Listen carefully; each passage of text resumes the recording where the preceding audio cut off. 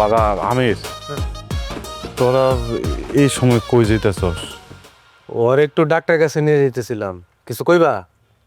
না আসলে কটা দিন ধরে তোর মার শরীরটা খুব দুর্বল, কিছুই খাইতে পারে না, খালি বমি করে।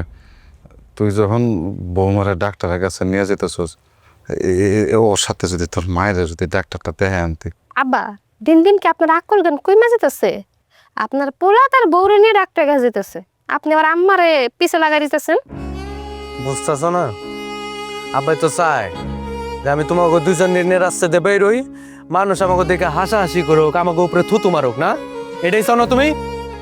আমি একটা জিনিস বুঝতেছি না, তোরা দুইজনে এই বিষয়টা নিয়ে এরকম রাগারাগি করতেছস কেন? আমি তো ভালো মনে করে কইলাম যে তোর বড় যে তোর ডাক্তার কাছে নিতেছস, একসাথে তোর মায়েরও দেখা নিয়ে, এতে করে রাস্তাঘাটে মানুষ কি লেগে হাসাহাসি করবো, এটা তো আমি বুঝতেছি না কিছু।